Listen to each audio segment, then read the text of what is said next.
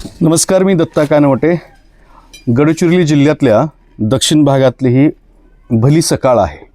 शेकोटी पेटली आहे, थंड वातावरण आहे आणि याच कालावधीमध्ये इथल्या आदिवासींच्या घरामध्ये बनतो एक सुंदर पदार्थ, तो म्हणजे मुंग्यांची चटणी. आता आपण बघू शकता की माझ्यासमोर हे सगळे पदार्थ मांडलेले आहेत. सगळ्यात पहिल्यांदा या ठिकाणी या मुंग्या घेण्यात आलेल्या आहेत. ह्या आपण बघा मुंग्या आहेत. त्यानंतर दुसरा यांचा पदार्थ आहे या टाकण्यासाठीचा, तो म्हणजे कांदा आहे आणि त्यानंतर लसूण आहे आणि मिरची पण, आणि यामध्ये मीठ पण टाकलं जातं. हे पाठीमागं मिठाचा पुडासुद्धा ठेवलेला आहे. हे मीठ पण टाकलं जातं. हां, असं.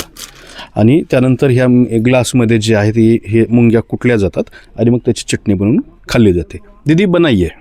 बरं. तर हे सगळे पदार्थ एकदमच ग्लासमध्ये टाकण्यात आलेत. आता वरून थोडंसं मीठ टाकलं जाईल.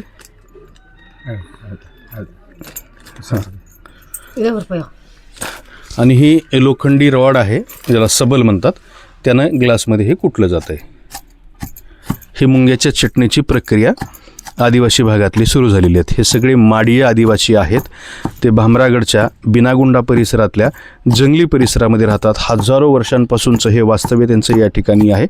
यांच्या जगण्यामध्ये काय बदललं असेल तर ही अशा स्वरूपाची फक्त भांडे बदललेली आहेत, मात्र हजारो वर्षांपासूनची त्यांची ही परंपरा जी आहे ती अशाच पद्धतीनं कायम आहे आणि तिथेही मुंग्याची चटणी बनवली जाते. ये मिर्ची और कांदा कूट गया तो बन गया सब्जी. दीदी मेरे को दे दो, मैं कूटता थोड़ा.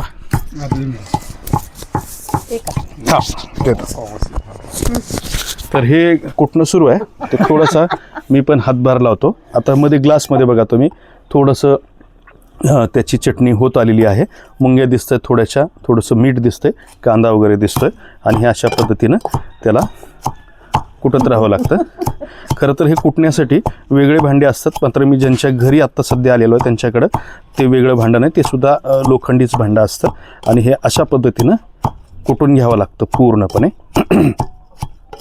मिरची, कांदा, लसूण हे संपूर्ण एक जीव होऊ द्यायचं.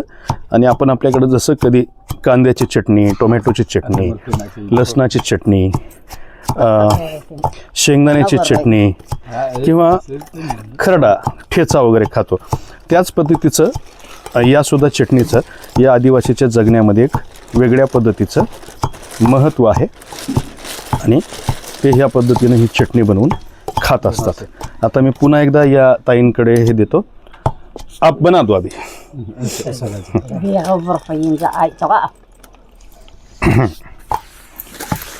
वो बनाने के बाद इस पर निकालेंगे क्या? ठीक ठीक. तर हे जे पान आहे ते इकडल्या भागातले का वेलीचं पान आहे आणि हे जेवणासाठी, जसं आपल्याकडे पळसाचं पान वापरतात तसं इकडं हे पान जे आहे ते जेवणासाठी वापरलं जातं.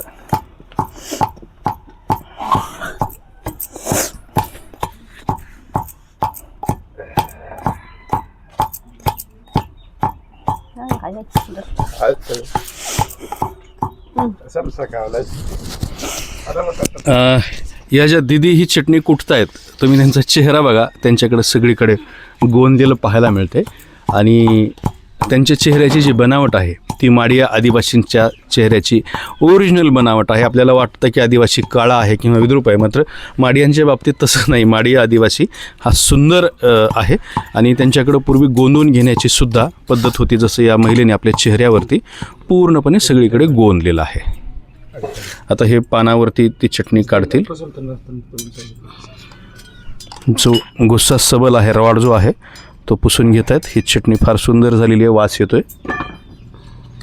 कांदा आहे, लसूण आहे, त्याचा जो वास आहे मुंग्यांसोबतच या ठिकाणी सुटलेला आहे आणि चटणी आता पानावरती यायला लागलेली आहे. वाह. आता त्यात मुंग्या आहेत म्हणूनच अनबन असेल, मात्र ही सगळी जी चटणी आहे ती बघूनच तोंडाला पाणी सुटायला लागले. मात्र मी काही खाणार नाही.